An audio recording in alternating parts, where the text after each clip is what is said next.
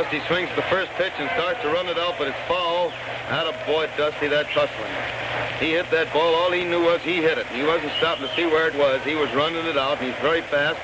And by not wasting any time that way, he stood a chance of beating it out if the ball was fair. Roll. Oh, now he gets back to the plate again. These ball players that stop and look that get thrown out so many times, and Cook is on the go. He wants to get there. You can always come back, but you can't get down there if you wait too long to start. He hits the next one. It's another foul down the left field line, going back into the seats. Radcliffe comes across, but it's well back in the seats for strike two. 2 strikes on Cook.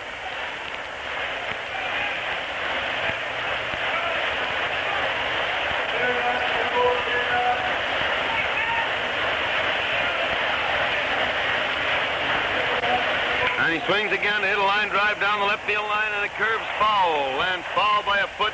Boy, how he was running. He was around first base and on his way to second when that ball finally landed. But it was foul by at least a foot down there. And it's still 2 strikes on Cook as he walks slowly back to the plate again.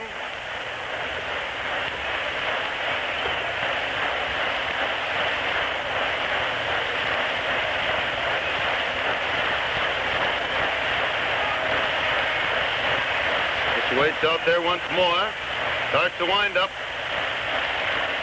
and throws, and the hitter takes a strike. Oh, it's a ball. I called that one too soon. The umpire hadn't called it yet, but apparently it was just too low. The umpire, or rather the catcher, thought at first it was good, but it wasn't. He hits the next one, a bounder out back to second base. Hayes gets it there, and the runner just barely beats the ball to first base. You know, he's very, very fast. It was a slow hopper over the pitcher's head. Hayes got it out back at second base and threw to first, and Cook beat it out on a very, very close play at first base. Umpire Hubbard was bent right over the play. Cook, a very fast man, hit that bag just an eyelash ahead of the ball. And, George, you don't need to pull an eyelash out today to show me how close that is like you did yesterday either. So Cook is on first base with 1 out in the 3rd inning. And Kramer, Roger Kramer's at bat. And the first pitch is a strike over the heart of the plate down around the knee. 1 strike on Kramer. Kane watches first base, gets ready again as he's signed. And pitches, and the hitter fouls this one right back toward us and lands down here in front of us amongst the fans. And it's 2 strikes on Kramer.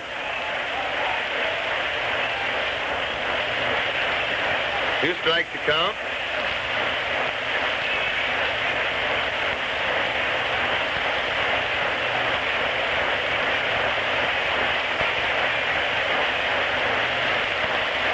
Kane is ready once more, takes another look at first base, throws. And the hitter hits the ball hard. Appling can't get it. It goes through into center field for a base hit. Cook is around second on his way to third.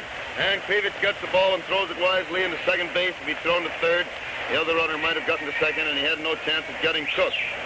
That was another bounder, but it was just barely out of reach of Appling. Cook almost got it, but not quite. And so now the Red Sox have runners on first and third with only 1 out in the 3rd inning. And Heine Manush, another dangerous hitter, is up there at the plate. Husky left-handed swinger. Kane ready to pitch to Heine. Throws. And he swings it a bounder down to Hayes, who gets it, throws to Appling. Appling throws to first. And it's a save at first base. Appling's throw pulled Bonura off the bag. Is out all right at second, and a run scores because Appling's throw to first, which if it was good would have gotten the man, was high. And as a result, the runner got to first base and a run score. Kramer gets up and dusts himself, starts back to the bench. I think probably the throw was bad mainly because Kramer went into second base so very hard that Appling was thrown way off stride, and the play was close enough so that Bonura, in leaving the base by only about a foot, couldn't get back to it before Manush hit the bag.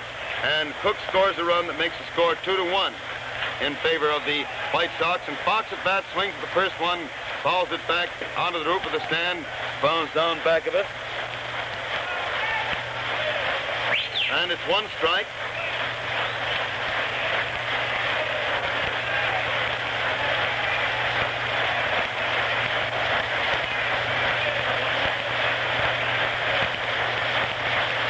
Kane getting his sign again. A pitch to Jimmy Fox. Throws and Jim swings, hit a hard bounder down to Dykes, who gets it nicely. Throws the first, then Fox is out for the third out. So it's 3 out, 1 run, 2 hits, 1 man left on base. In the first half of the third inning, the White Sox come to bat in the last half of the third inning, leading the Red Sox by a score of 2-1. First White Sox hitter will be the head of the batting order, Rip Radcliffe. This broadcast, the White Sox-Boston doubleheader, comes to you direct from Comiskey Park, home of the White Sox in Chicago, as a presentation of your neighborhood Texaco dealer, distributor of Texaco Fire Chief Gasoline. This broadcast comes with the permission of the White Sox and Red Sox to stimulate interest in our national game and in your own local baseball team.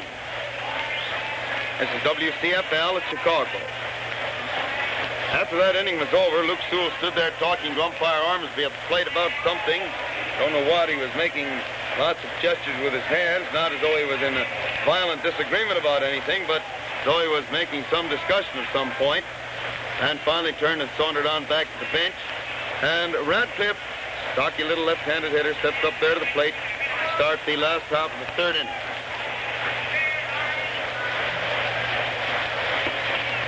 And the first pitch is a curveball. It misses the outside corner across the way of knees for ball 1. Russell winds up again, pitches, and Radcliffe swings to hit a hard bounder right straight at Kroner, the second baseman, who throws him out at first, although the throw was pretty high, and Fox had to end up reaching for it. So it's 1 out in the third inning for the White Sox. And Mike Krivich, White Sox center fielder, is at bat. Another chunky little fellow, a right-handed batsman. He winds up the pitch, first one to Mike, throws, and he takes it high and inside for ball 1. 1 ball called.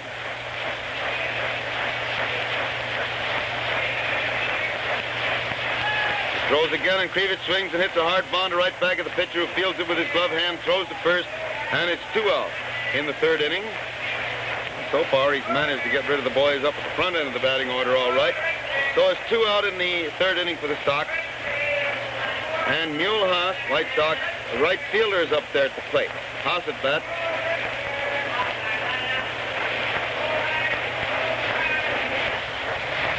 Winds up, throws, and the Mule swings, hit a high fly into left field.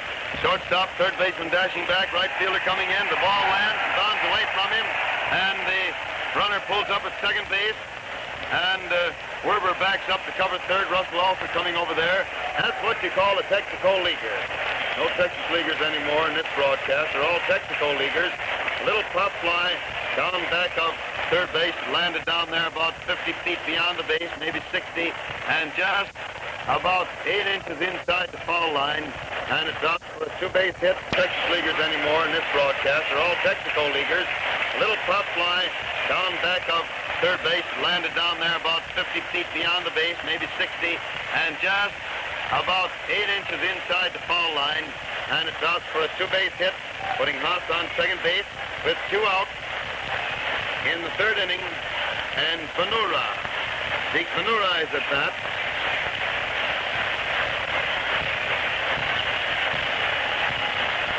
Waits out there, gets ready to pitch the first one to Zeke. Throws, and he leans back to take a high one inside for ball 1. 1 ball called. Russell walks slowly back onto the slab again. Takes another look back at second, then pitches, and Zeke jumps back to take the second ball inside and low. And so it's 2-0. 2 balls and no strikes. Got first base vacant there, so it's a pretty sure shot that he's not going to give Zeke anything good to hit at if he can help it. Suddenly the pitcher decides he wants another ball, asks for it, gets it from the umpire. He takes this one from the catcher, looks it over, sticks it back in his pocket. Can't find anything wrong with it. 2-0, 2 balls and no strike. And Russell throws again for ball 3 high and wide, making it 3 balls and no strikes on Fanura. 3-0 the count. They decide to throw that fourth one wide anyway. And so they do, and he gets a base on balls. Only the fourth pitch was intentionally wide. But as before, as I said, the first pitches, they would rather give him bad balls and fill first base than take a chance on giving him a good ball to hit. He hit a home run in the second inning. And now Luke Appling is up there at the plate. Appling at bat. Russell leans way over to get his sign. Back at second base where the shortstop is worrying the runner. And then pitches a curveball wide for ball one. One ball called.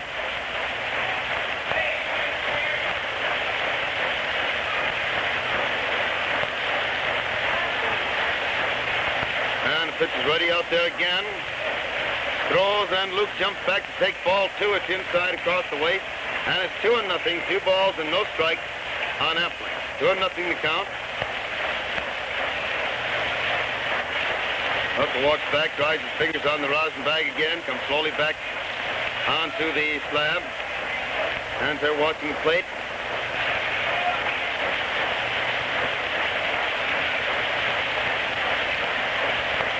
And the pitch is ready once more. Throws, and the hitter takes the third ball. It's inside, and it makes it 3-0. 3 balls and no strikes on Appling.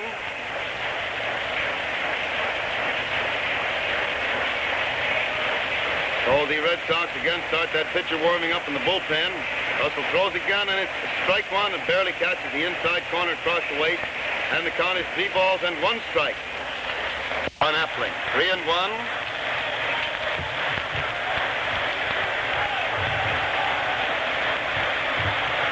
Pitcher walks slowly back to talk to Cronin. Well, how do you do, Ernie? So you're here in time. Now suddenly Cronin comes in to talk to the catcher and pitcher. Croner also comes in there, and 2 of the 2 base umpires are there also in the discussion. Just what it is, I don't know. There doesn't seem to be any argument of any sort. The discussion seems to be chiefly between the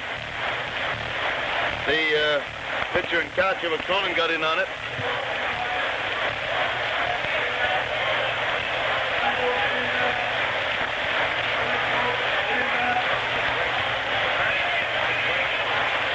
Three and 1 is the count. 3 balls and 1 strike.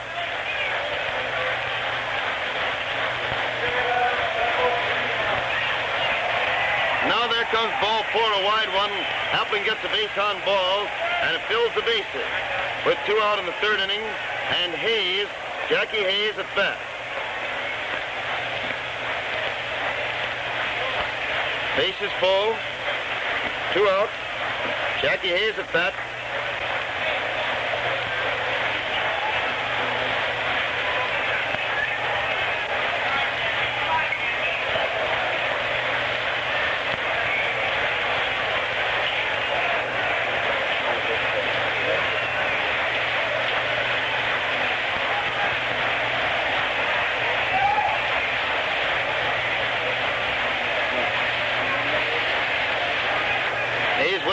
Taking quite a time to pitch this first one. Pitcher finally starts to wind up, throws, and Jackie jumps back, but the ball's over the inside corner waist high for a strike. 1 strike on Hayes.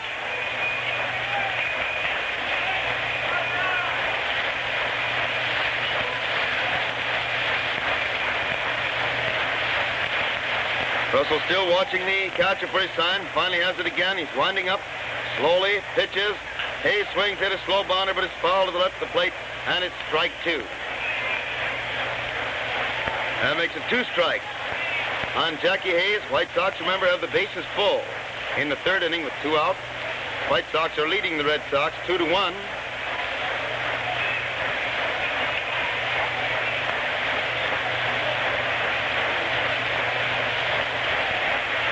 Seems to have his sign again, getting another ball, getting it all rubbed up. And finally starts his windup. He throws, and it's a high one. It's over the plate, but too high, and it's ball 1. Make the count 1 ball and 2 strikes on Hayes. 1-2 the count.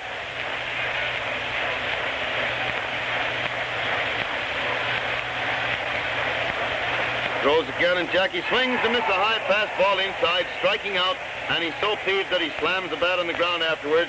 But Russell, pitching nicely, struck him out to end that inning without anybody scoring, although the Sox had filled the bases with 2 outs.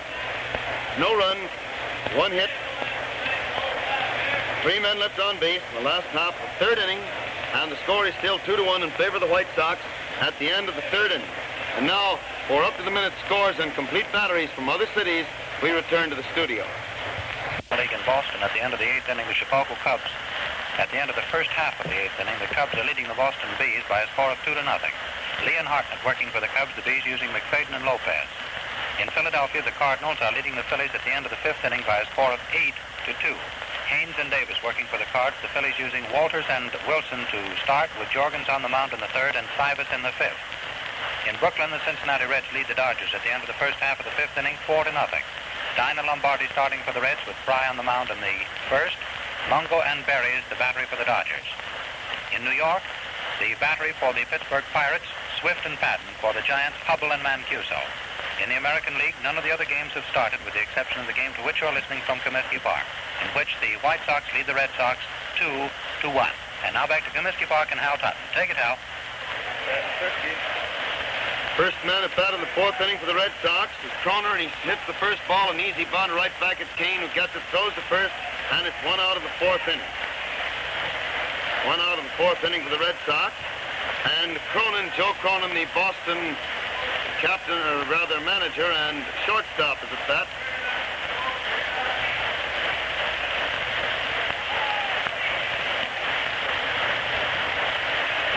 Takes a look around, gets ready now to pitch the first one to Cronin. Starts his windup, throws, and it's a strike over the heart of the plate, about knee high. 1 strike on Cronin.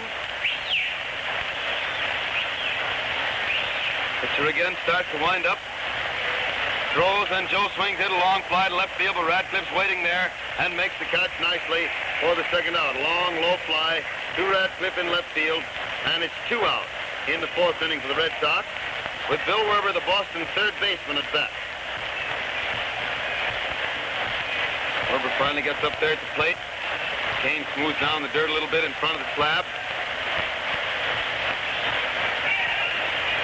Now starts his windup and throws, and the hitter drags the bunt down toward 3rd base. Dykes comes in fast, gets it, throws the first, and on a very pretty play, Werber is out for the 3rd out. Dykes really fielded that ball beautifully there. Came in hard, scooped it up, and threw to first, getting the very fast Mr. Werber for the 3rd out. So it's no runs, no hits in the 4th inning for the Red Sox. And the White Sox still lead the Red Sox by a score of 2-1 as the White Sox come to bat in the last half of the 4th inning, with Jimmy Dykes, Mr. Manager, the first man at bat. Russell down here was going out onto the mound, but suddenly decides to wait for Bird coming out of the dugout, and then walks up toward the infield talking to Mo. Finally walks out into the infield, and will start his warm-up in just a moment. Have a wire here, unsigned, but still it's a good question. Wants to know what happened to the White Sox coach, Austin. There's a name given in the wire as Billy Austin, but it's Jimmy Austin, as we all know.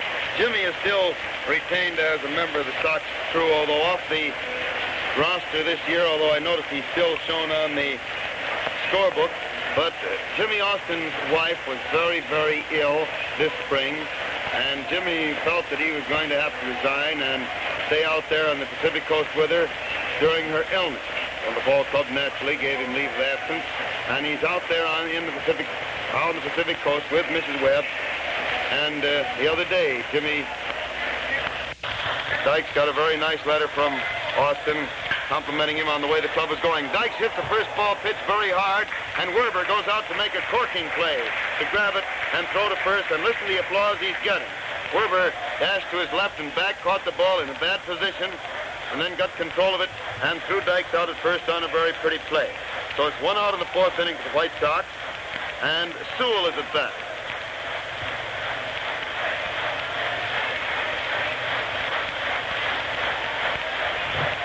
Luke takes the first one for a strike over the outside corner, waist high.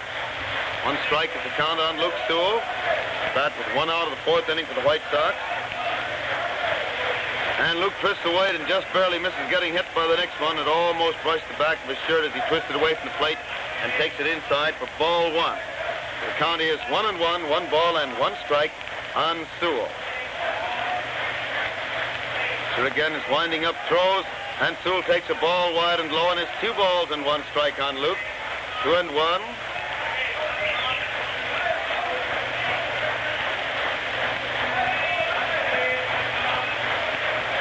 Again starts to wind up, throws, and it's a strike over the outside corner about knee high, making it 2 balls and 2 strikes on Sewell. 2-2.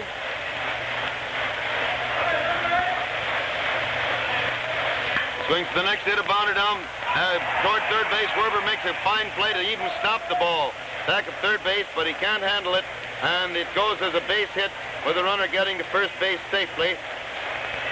Ball was hard hit down the line. Werber this time went back into his right and knocked the ball down, but couldn't quite control it in time to get Sewell at first base. It was a hard try, and Werber almost made his second spectacular play on 2 batted balls. Couldn't quite handle that one, so it's a base hit. And now Kane at bat reaches out and bunts the first one. Russell goes out and gets it, throws the ball into the dirt at first base, and the runner is called safe. I believe the ball bounded into Cronin's hand in time to force Sewell, and he doesn't make any complaint about it. The throw by Russell was a bad throw, hitting the dirt in front of the bag, but Sewell sliding in, got in there just after the ball caromed into Cronin's glove and stuck there. Cronin had to reach way out to take it off the ground. A rather nice play to get it. So it's 2 out in the 4th inning. Kane is now on first base, and Radcliffe, Rip Radcliffe, is at bat. He throws, and the Ripper takes a wide one across the knees for ball 1. 1 ball call.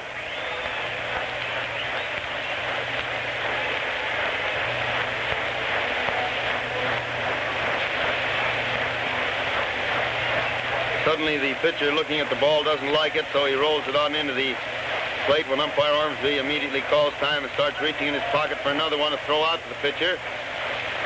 But Emmett still finds nothing wrong with that ball. Goes back into his pocket, and Russell stands there getting ready to pitch the next one to Radcliffe, who has a count of 1 ball. Goes again, and the Ripper almost went for a wide one, but let it go by wide for ball 2, making it 2-0, 2 balls and no strikes on Radcliffe. Kane on first base, 2 out in the 4th inning. White Sox leading Boston 2-1. Throws again, and it's a ball over the, missed the outside corner. Seemed to be a little high also. And it's 3-0. 3 balls and no strikes.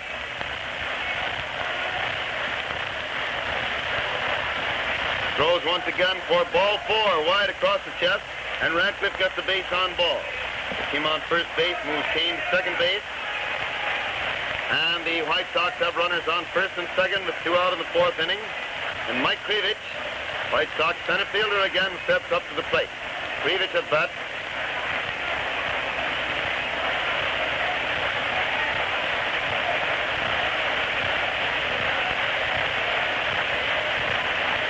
Watch the back at second and throws. Mike takes a strike over the inside corner, waist high. 1 strike on Krivich.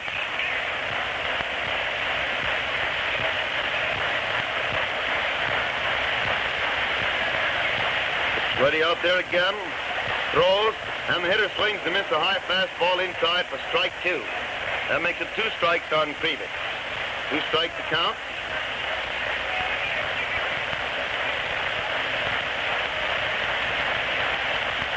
Again, Hedgie sign, throws, and it's ball 1. High and inside, so the count is 1 ball and 2 strikes on powerful little Mark. 1-2. White Sox runners on first and second, 2 out in the 4th inning. White Sox leading Boston 2-1. Russell is ready to pitch again. Pitches, Krivich swings and misses a curveball wide, striking out for the 3rd out. Russell really got something there in that clinch. That's twice now with men on base and things looking bad. He's flipped that 3rd strike over, but he gets them usually swinging. He got Hayes swinging with the bases full in the 3rd, and he got Krivich swinging this time. So the Count of that inning, no runs, 1 hit, 2 men left on base. And the score is still 2-1 in favor of the White Sox at the end of the 4th inning.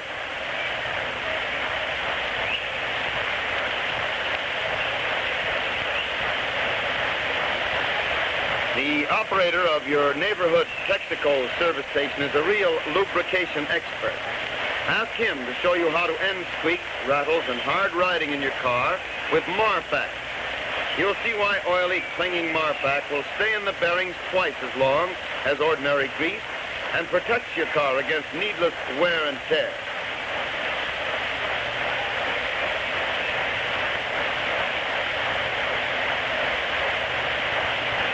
Kane is out there finishing his warm-up with Luke Sewell, who now throws the ball on the hop out to second base. Mo Berg, the Boston catching staff at present, with Rick Farrell out with the nubbed thumb, is walking up there to bat.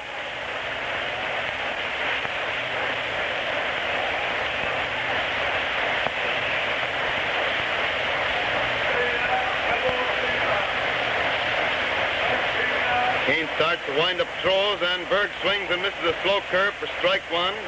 Swung himself clear around that time. 1 strike on Berg. And the pitcher winds up once more. Throws, and Mo swings, hit a bounder down to Jimmy Dykes, but it's foul. Jimmy comes over and knocks it down barehanded and scoops it up, throws it back to Kane, so it's 2 strikes.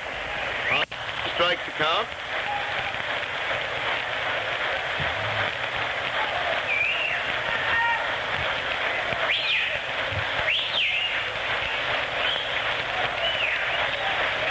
Once again, the pitcher starts to wind up throws, and Berg swings, hit a bounder out to the left of Appling and into left center for a base hit. Appling couldn't get over to it, and it puts Berg on first base. Nobody out in the 5th inning for the Red Sox, and Russell is at bat.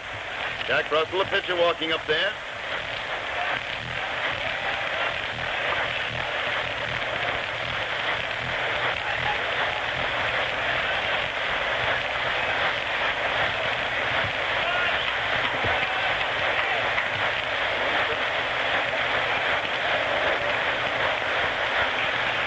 Now with the runner on the go for first base, the hitter comes in and bunts one, and then Dykes comes in, catches it on the line, throws to Hayes at first, and it's a double play. Russell tried to sacrifice, but he bunted a little looping line drive out to Jimmy Dykes, who was racing in fast. Berg was on the go to second base, and so Hayes just dashed over and took Dykes' throw at first base to complete a double play and make it 2 out. Here in the 5th inning, with Dusty Cook at bat. He throws the first one. It's inside across the waist for ball 1.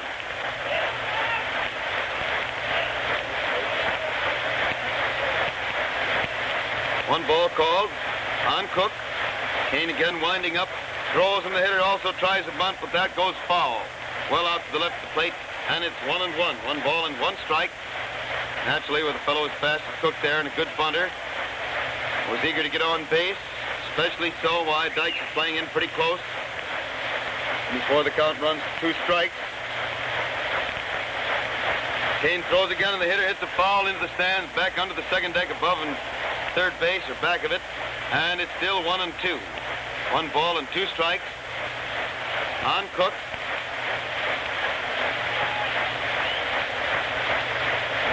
Suddenly, umpire Ormsby calls Herb Pennock in from the first base coaching line. Herb says something to him. I don't know what. They have a little discussion, and Herb slowly walks back toward the coaching line. Drives back there.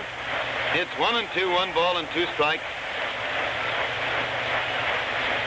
Kane throws again, and it's ball 2 inside and low, and the count is 2 balls and 2 strikes on Cook. 2-2 the count.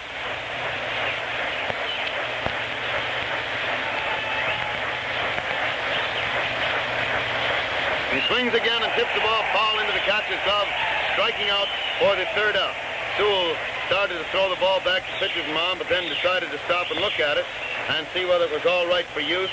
And so the umpire reaches out his hand, takes it, and walks into the infield to examine it himself and then throws it out to the box to wait for Russell to get out there to warm up with it. No runs, one hit in the fifth inning for the Red Sox, and the score still stands 2-1 in favor of the White Sox. White Sox had battled in the last half of the fifth inning with Muehlhaus, the first White Sox hitter. This broadcast of the White Sox Boston doubleheader comes to you direct from Comiskey Park, home of the White Sox of Chicago, as a presentation of your neighborhood Texaco dealer, distributor of Texaco Fire Chief Gasoline. The broadcast comes with the permission of the White Sox and the Red Sox to stimulate interest in our national game and in your own local baseball team. This is WCFL at Chicago. Russell has finished his warm-up. Berg throws the ball out there where Kroner gets it. Tosses it about 2 feet to Cronin, who rubs it up a little bit. Then they do a juggling act. Joe tosses it into the air and bats it over to Kroner. Kroner bats it into the air once, catches it, and then throws it back to the pitcher. Throws back to his position. And Russell is right on the rubber, ready to go again in the last half of the fifth inning.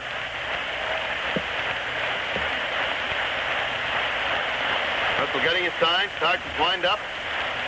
Pitches, and Haas, the first hitter, hits a slow bounder down to Cronin, who gets it, throws the first, and the Mule is out for the first out in the fifth inning. That brings Zeke Ventura to bat again. Zeke with a home run and a walk so far this afternoon, and he's been in a great hitting spree the last several days, practically for the last week. After having trouble for a while, he's really been going good lately.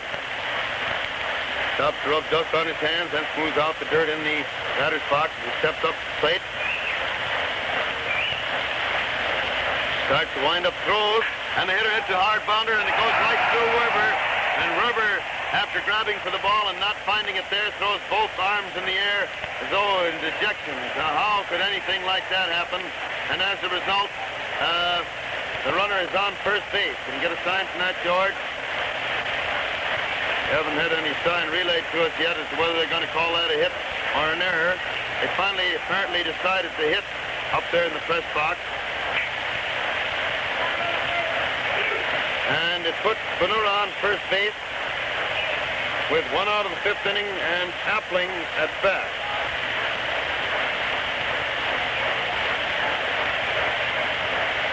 He throws the first, as I said, and then he pitches one over the heart of the plate about waist high, and it's 1 strike on loose. 1 strike to count.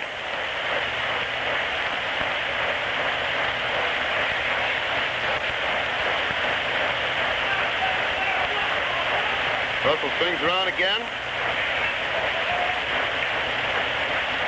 Pitcher turns and throws to first base again. The runner's back.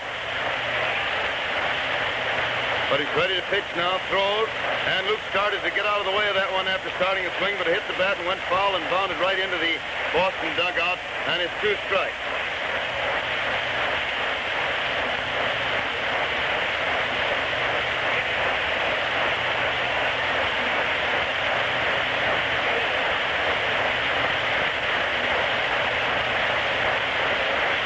Now Russell throws again, and the pitch high and inside for ball.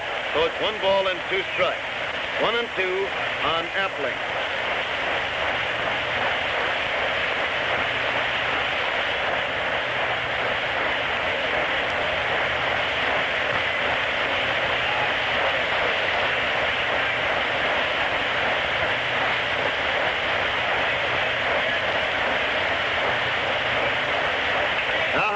The next one thrown to right field for a base hit, and Ventura stops at second as the ball is fielded fast. Though Zeke got a little bit too ambitious yesterday on a ball hit out in that direction and was an easy out at third base, so Zeke wasn't taking any chances that time. He really started to stop long before he got to second base. So it's runners on first and second with 1 out of the fifth inning for the White Sox, and now Berg and Cronin over there to talk to Russell at the mound. Moe's coming running back to the plate again, and the Red Sox again warm somebody up in the right field bullpen.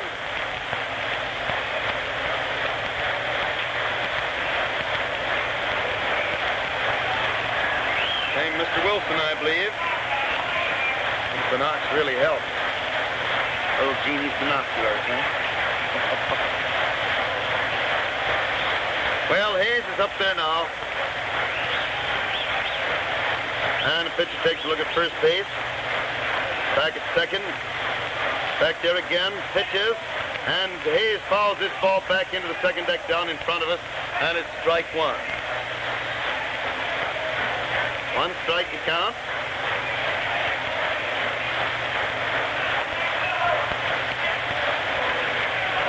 Pitcher rubs that ball up a little bit. Uses the rosin bag to dry his hands. And steps onto the rubber again.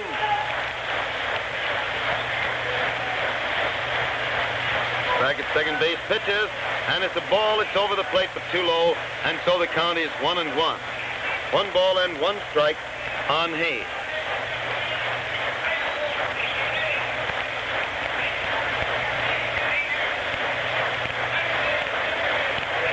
Waiting there again, takes a look around, back at the men back of him, then turns around, faces the plate again.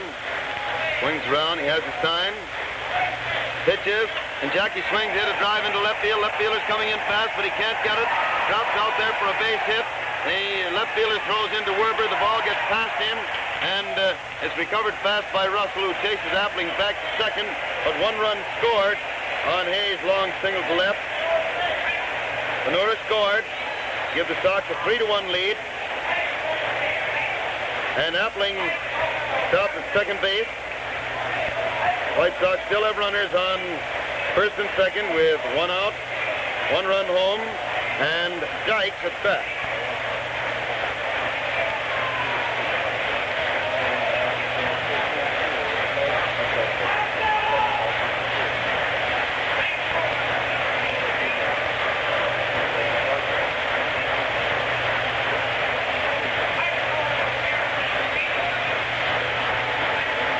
Pitcher throws now to Jimmy Dykes to take the pitch inside and low for ball 1. 1 ball called.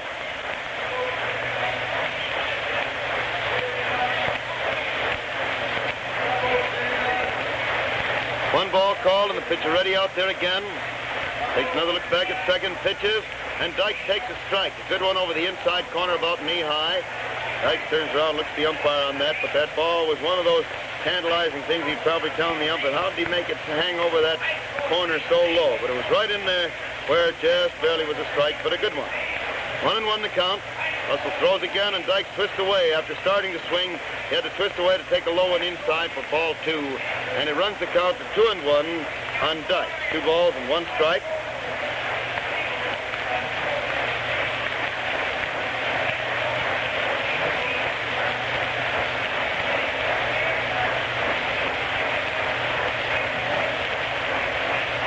Trying to get the sign again, swings around once more, and throws, and Dykes swings in a high fly into short center field. Center fielder's coming in under it. He waits for it now, and makes the catch, throwing hard to second base, but Appling was back there. So it's 2 out in the 5th inning for the White Sox. They still have runners on first and second with 1 run home. They're leading the Red Sox 3-1, and the man at bat is Luke Sewell, the White Sox catcher.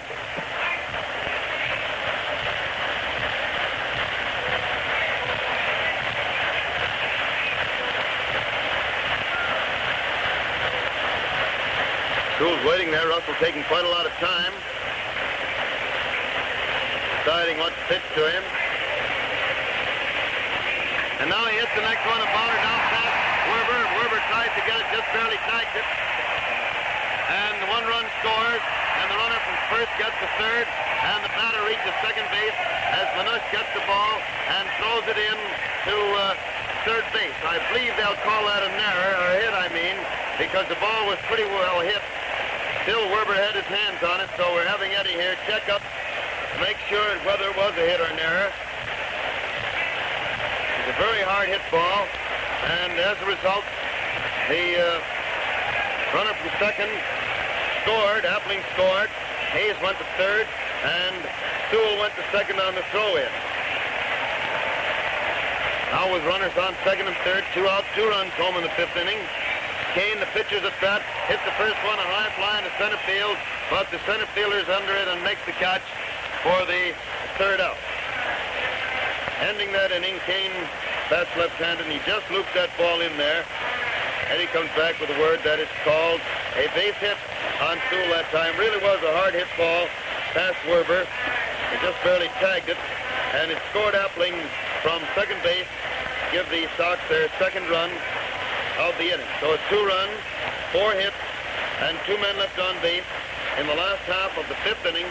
And again, for just a moment, we return to the studio. Be sure and send in a request card for your copy of the 1936 Texaco Baseball Scorebook. By giving you this book, Texaco makes it possible for you to keep your own play-by-play record of the game. Hal Totten's own personal system of scoring is clearly explained, and there are plenty of blank score sheets for you to use. You'll find a wealth of other interesting baseball between the covers of this book. Here's all you have to do to get your free copy of the 1936 Texaco Baseball Scorebook. Just go to any Texaco service station and ask for a request card. Write your name and address on the card, stamp it, and drop it in the mail. Don't delay. Send in your request card today. And now back to Comiskey Park for the continuation of the baseball game, brought to you by permission of the Chicago White Sox and the Boston Red Sox to stimulate interest in our national game and in your local team. Take it, Hal.